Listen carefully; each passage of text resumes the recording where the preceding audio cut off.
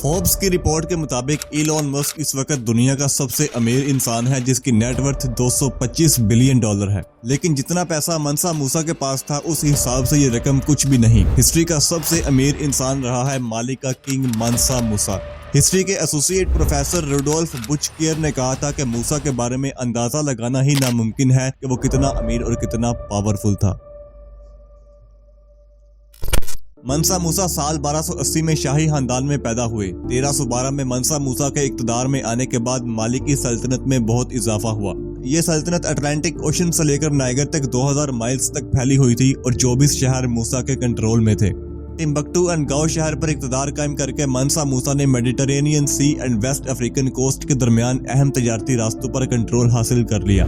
माली सल्तनत का इलाका सोना और नमक जैसे नेचुरल रिसोर्सेज से माला माल था। बीबीसी रिपोर्ट के मुताबिक मनसा मूसा के दौर में माली एम्पायर दुनिया के ऑलमोस्ट आधे से ज्यादा सोने पर मुश्तमिल था और ये सब कुछ मनसा मूसा का था और उसको मेडिवल वर्ल्ड में खजाने के सबसे कीमती जराए तक अनलिमिटेड एक्सेस हासिल थी।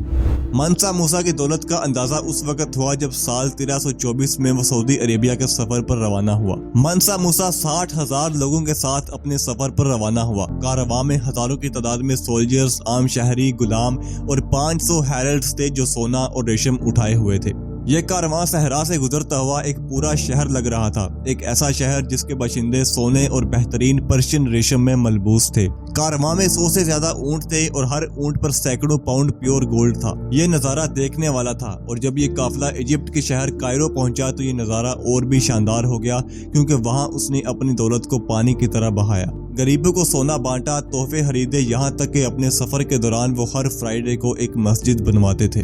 मूसा ने 3 महीने कायरो में स्टे किया और इस दौरान उसने इतना सोना तकसीम किया कि वहाँ 10 साल तक सोने की वैल्यू ही कम हो गई और उसकी कीमत गिर गई, जिससे पूरे मिडिल ईस्ट की माशियत पर बहुत बुरा असर पड़ा।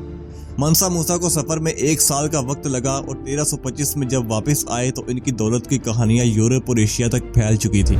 लेकिन सिर्फ मटेरियलिस्टिक अमीरी पर ही मूसा का फोकस नहीं था। एक मुस्लिम होने के नाते इसने टिम्बकटू में खास इंटरेस्ट लिया। सऊदी अरेबिया से वापसी पर इसने स्पेन और इजिप्ट से आर्किटेक्ट्स बुलाए और टिम्बकटू में जिंगा रिवर मॉस्क के नाम से एक मॉस्क बनवाई जो आज भी मौजूद है। आप जानकर हैरान हो जाएंगे कि मूसा ने मस्जिद के आर्किटेक्ट को इनाम के तौर पर 200 किलोग्राम सोना दिया। अगर इसका हिसाब लगाएं तो आज की रकम में अरबों रुपए बनते हैं। मस्जिदों के अलावा मूसा ने स्कूल्स, यूनिवर्सिटीज बनवाई और शहर की रेपुटेशन को मजीद बेहतर और मजबूत किया। इस ग्रोथ से उसने पूरे इस्लामिक वर्ल्ड के स्कॉलर्स एंड स्टूडेंट्स को अपनी तरफ अट्रैक्ट किया।